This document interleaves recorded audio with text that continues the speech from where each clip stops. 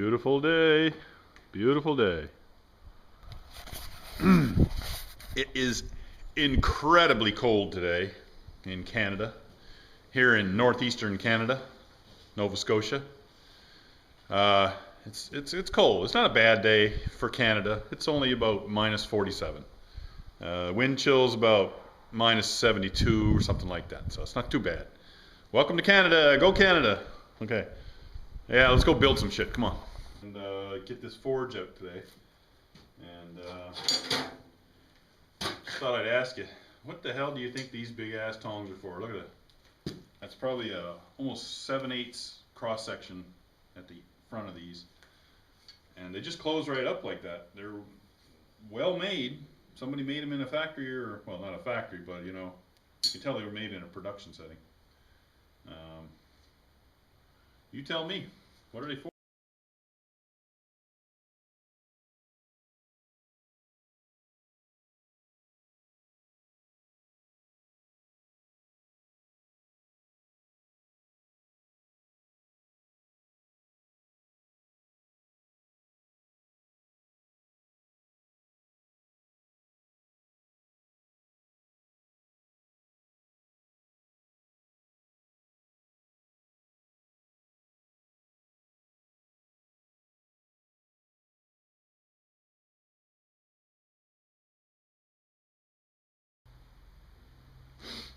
I would say this machine, when I'm bending these, this right here, about, what, 18 inches of 1/8 steel, is getting close to the maximum. I bet I could probably do 24 inches, but that might bust this machine, so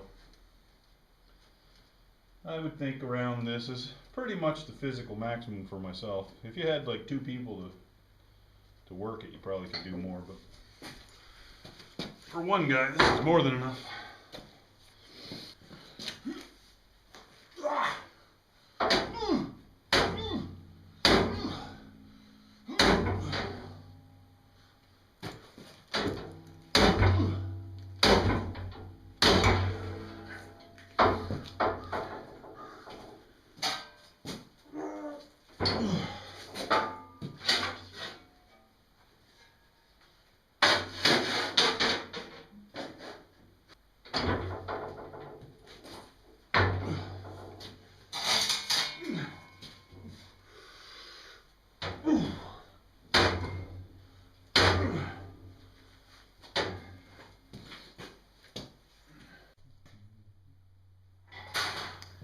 And little adjustments.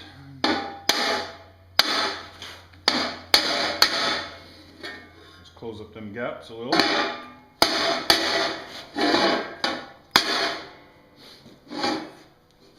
I don't fully weld these joints anyway because I want to leave that open, let water through. It won't let any coal through, so I put about a 1-inch weld at the top there just to hold it together. It doesn't even really need it. It'd be good just the way it is.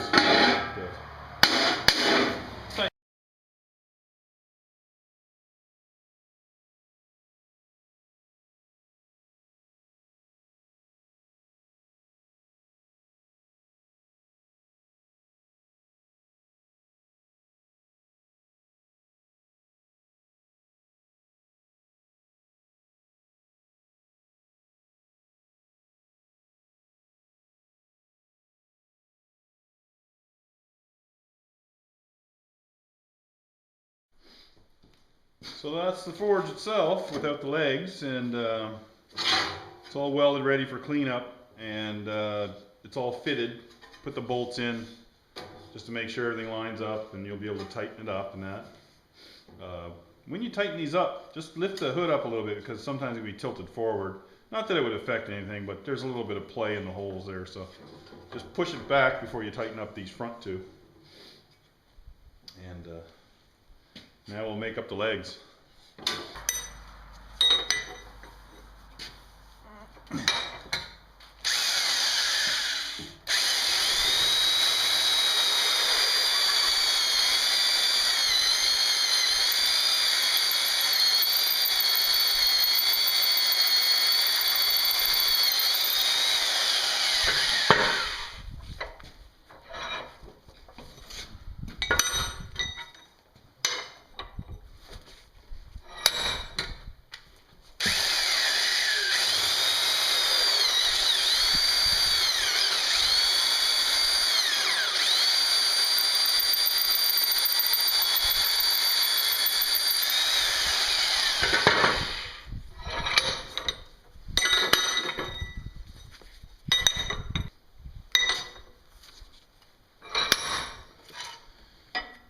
Alright, now I'm going to tap this with a 1/2 inch tap, standard coarse thread. Put a little dabble of rapid tap, or any tapping fluid for that matter, but rapid tap's really good. And just line that up by feel. Get it started. Make sure it's straight. Especially if you're cutting a heavier thread. There's different percentages of threads. You can do a 50% thread, a 75% thread, 80%, 100%. And the higher the percentage, the harder it is to cut, because you're cutting a full thread. Right now I'm cutting about a 85% thread. Sometimes you feel it bind up, you got to go forward, back a little, forward, back a little, forward, back a little. But if you get it drilled just the right size, you can get pretty decent threads, more than enough to hold anything, and you can tap fairly fast. Sort of a bit of a balancing act of getting that just right. That comes with a lot of experience. Couldn't even imagine how many holes I've tapped. Tapped a lot of holes.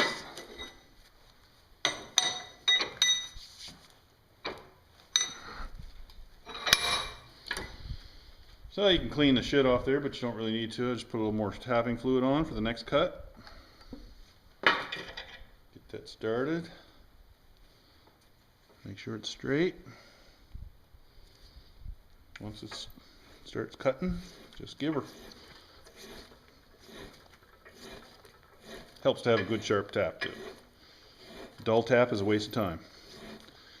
They can be sharpened by hand, but again, that takes experience.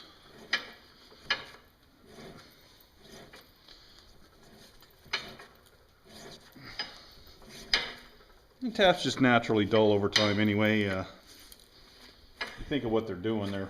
It's pretty severe machining that you're doing with this little thing.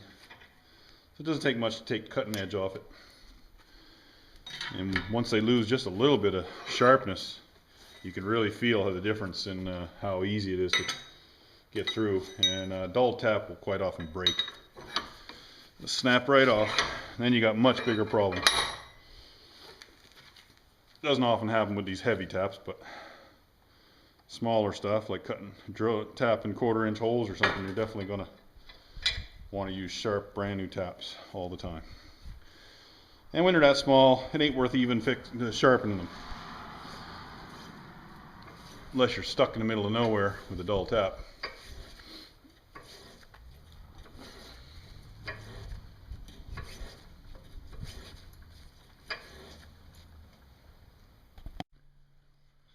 Alright, now we got our jig here. We're making the top part of the legs. The threaded ends up until they touch the bottom here. Then we got our centerpiece. This piece of pipe fits in there. Put a little weld on it.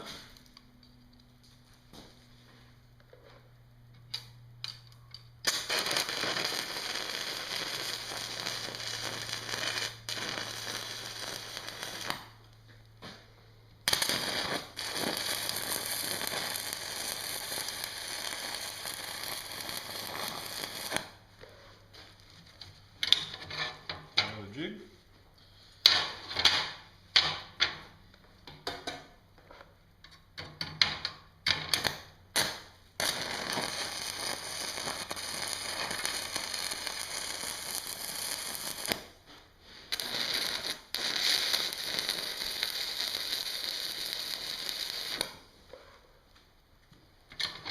One leg.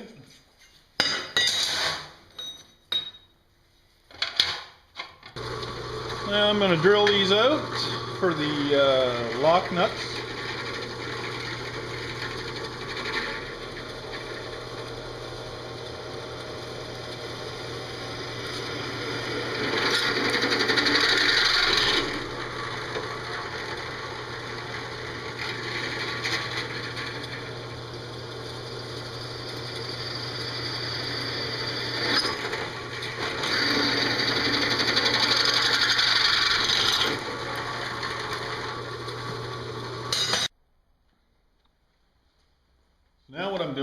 is welding these little bolts on, or these nuts, to create a lock nut so you can put your legs together. So I run that through with a bolt. This is sort of a sacrificial bolt.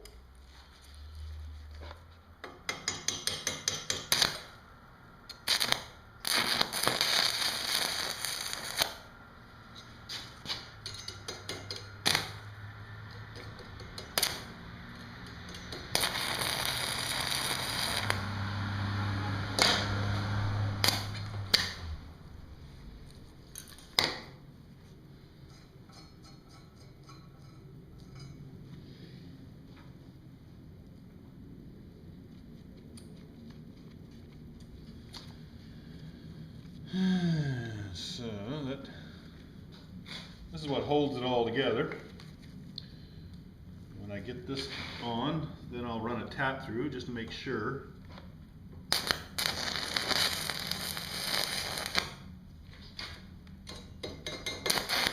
Now I gotta weld for the bottom part of the legs. I'm gonna weld this 3/8 bar in here and then clean that up.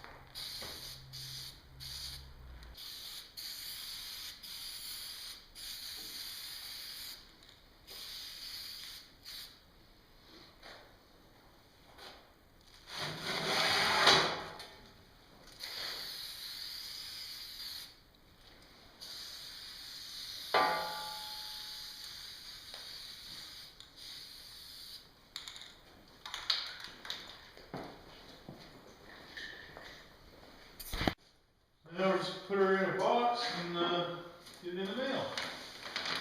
So we got a tray there.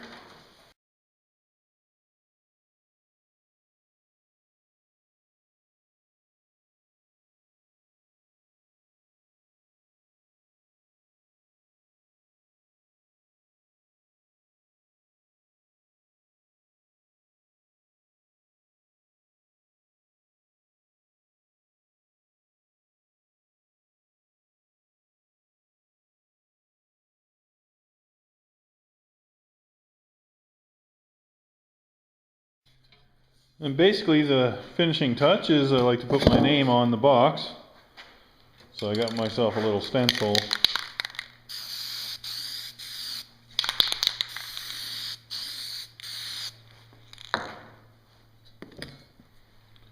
Modern blacksmith. That's it. That's how I make these little forges. I hope that gives you a new appreciation to what goes into them. I know they look so simple. There's a lot of work there, man. A lot of work. Takes me several hours to put one of these together. So, hope you appreciate it. Talk to you later. Bye.